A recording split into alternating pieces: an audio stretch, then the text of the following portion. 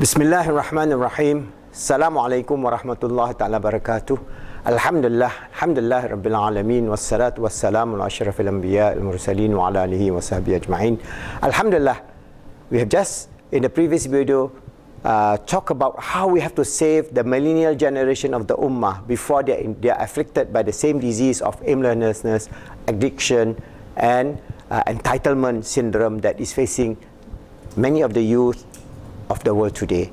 So we have to reflect about how this ummah became the ummah that created this civilization. This 21st century civilization will not be possible without the contribution of the ummah from the Muslim world, because the civilization for 800 years subsequent to our whole Prophet Muhammad was the civilization of the Muslim. It was only subsequently in the late 1400 onwards we become passive and weak, and later on by the 19th century the last caliphate, the Ottoman Caliphate, disappeared from this planet Earth for the Muslim. But what are the contributions of this strong scholar-based civilization? Because Islam is based on ilm. Allah teaches us and tell us about our life must be based on ilm. There will be a difference between the ignorant and the people who are ulil albab, people who use their intellect, people who think, people who seek knowledge, and people who develop this world in a positive manner. So throughout our history we can see all these things. If you want to find, you can, I just Google Wikipedia and you can see, you have the list of Muslim scientists, we have the list of Muslim astronomers, we have the list of Muslim biologists, neuroscientists, psychologists, Muslim chemists and alchemists, economists and social scientists, you name it. All right? Geographers and earth sciences, mathematicians, a whole list of mathematicians. All right? Physicists and engineers, surgeons, these are all not created. This is Wikipedia. All right? So, as I have mentioned, we have this rich, very, very rich heritage of manuscripts all over in the Western libraries, which are kept by them, in which if we are going to start translating, studying their work, you can see they are very, very far advanced than all these modern psychologists that so-called are graduating from all these top universities all over the world. So we have a productive culture. This ummah is a very productive ummah. We produce scientists, we produce scholars, we produce everything that became the precursor from the dark ages of Europe to the Renaissance to this 21st century. So we have contributed. So we should not deny that greatness of this ummah that Allah has endowed upon us through our Holy Prophet Muhammad and the hard work of the Sahabis, the Tabi'in, the scholars, the teachers and so on, who has brought this deen for us to see and realize the depth and the strength of this ummah. So I just want to look at psychology only. I just want to read a few names and you'll be surprised. Okay, I'll just read the name. As I said, this is Wikipedia. I just want to read you a few names. Biologists, neuroscientists and psychologists from the last 800 years of the Muslim civilization.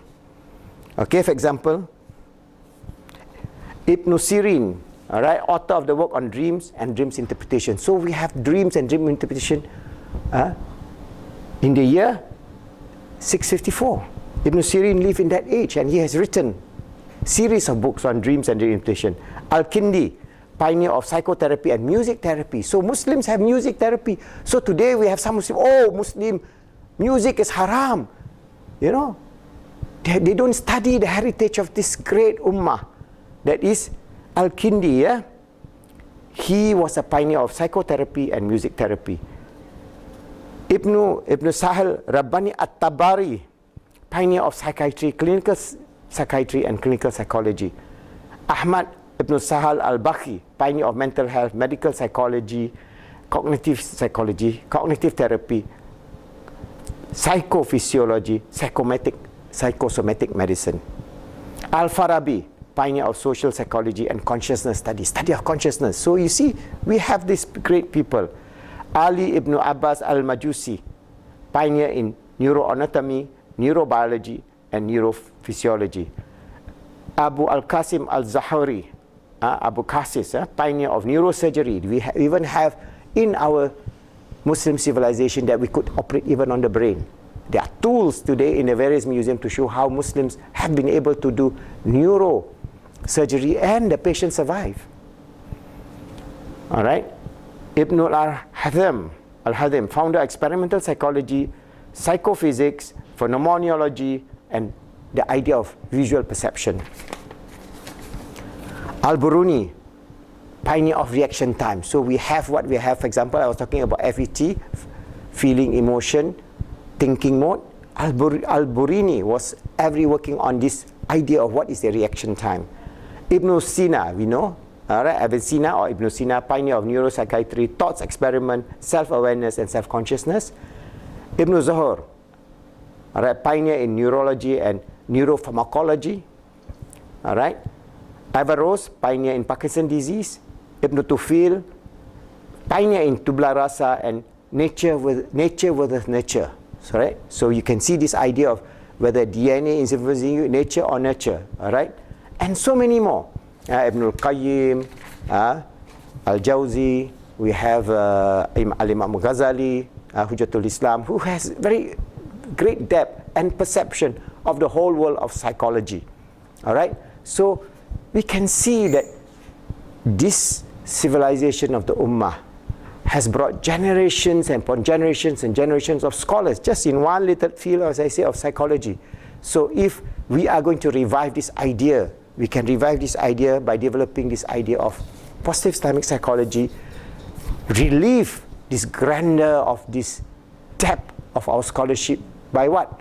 Hard work. They work very, very hard. Without internet, without computers, by just sheer struggle. They studied, they did experiment, and they manuscripted all this great manuscript that is now lying around in many, many libraries all over the world. I challenge you all, the these millennials, wake up. See the greatness of our civilization. See the hard work of our forefathers. Develop the strength and be the best in whatever field that you choose to be. So, inshallah, if we do that, then we will then rise above our current problem. And remember, always strive to be the best, to receive the best and fulfill the best with the grace of Allah. And always strive to be the Caliph of Allah. Always strive to make yourself good, to help others to be good and make this world good, inshallah.